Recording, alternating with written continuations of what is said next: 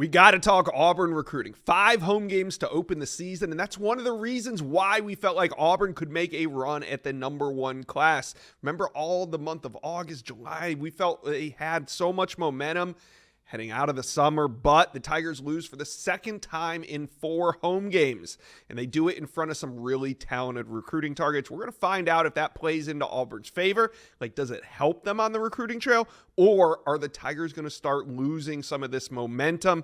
I got Auburn Live insider Jeffrey Leon to talk about it, but first, Auburn fans, hit subscribe to the On3 Recruits channel. Good or bad, we're here. We're talking Auburn recruiting no matter what, so jump on board and hit subscribe. All right, let's bring in Jeffrey Lee. Another electric atmosphere on the Plains, but the game just doesn't go their way. Jeff, is this the way? Is this going to help or hurt recruiting? Oh, it's not going to help. I don't know to what extent it's going to hurt, but it's certainly not going to help.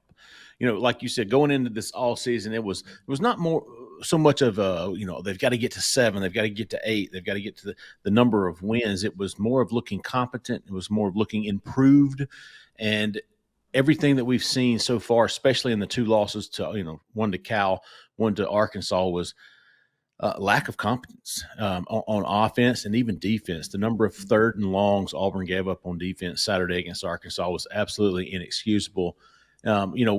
We've talked about good losses and are there such a thing? And you go back to last year, Josh, and you look at the Georgia game, you look at the Alabama game, never a good loss, but at least Auburn was competitive. They played till the end.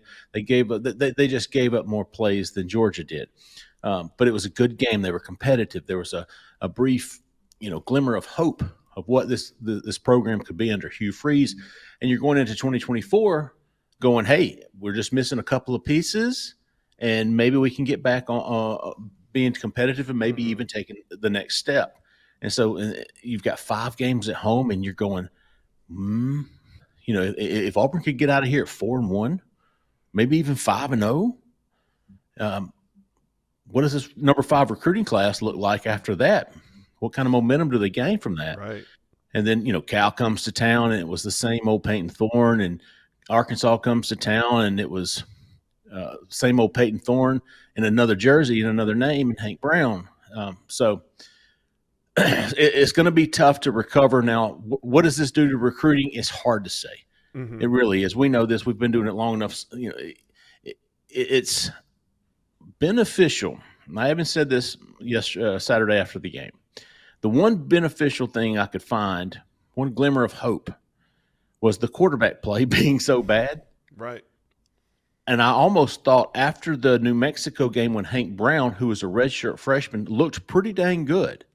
And I'm going, man, that probably isn't a great thing if you're wanting to sign Deuce Knight and you're pitching immediate playing time to him.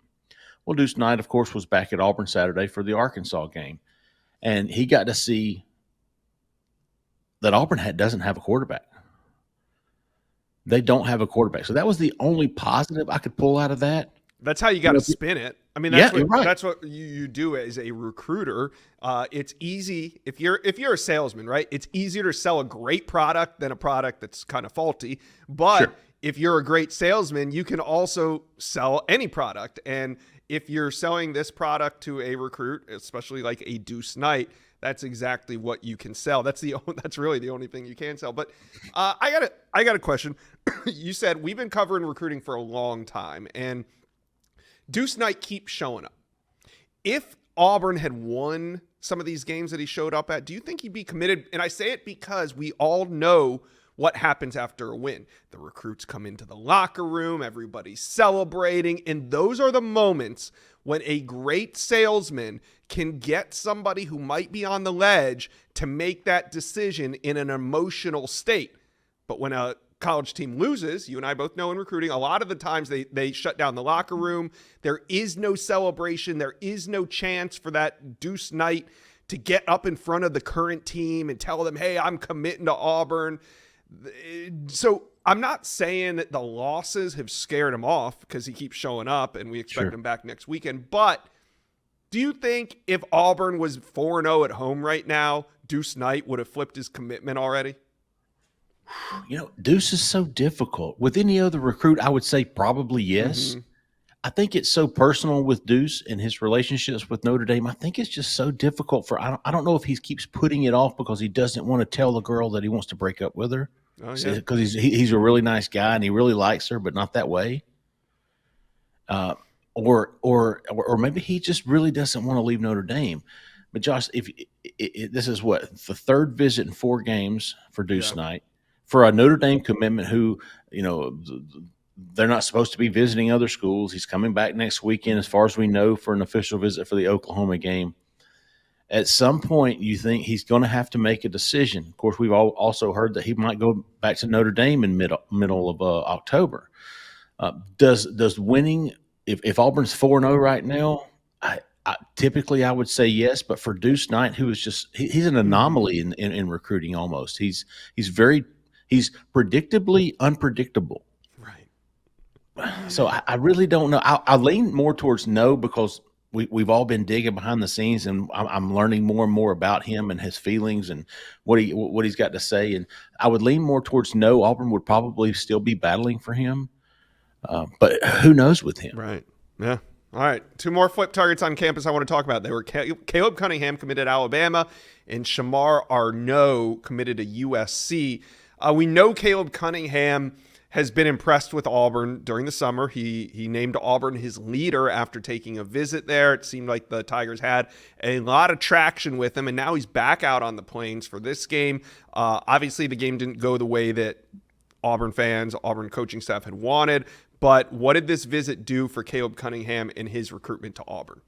Not what Auburn wanted it to do, which was they wanted it to move the needle a little bit for him. And he was really honest, Josh. After the game, talking to us, he was very honest. I really love this kid. I love his willingness to engage and talk to reporters and be open and honest and genuine when he does. And his concern with Auburn back in the summer was the lack of quarterback in this class, the lack of quarterback moving forward. Alabama had Keelan Russell. It was an easy decision for him. He has such good relationships with Marcus Davis, with Derek Nix, with Hugh Freeze. They're all very tight. I think the biggest relationship with Auburn's attempt to flip Caleb Cunningham is going to be with Deuce Knight. And I asked him point blank, is Deuce Knight flipping to Auburn's best chance of flipping you from Bama? Probably so. So if it doesn't happen, that's not going to happen. And even if it does, it's not a foregone conclusion that he's going to flip, but it's the only chance Auburn really has with Caleb Cunningham is to get Deuce Knight in this class. Yeah, I agree. I think especially after that show, you would have loved to see a Cam Coleman go for 120 yards and 2 touchdowns in this type of game with Caleb Cunningham on the sideline.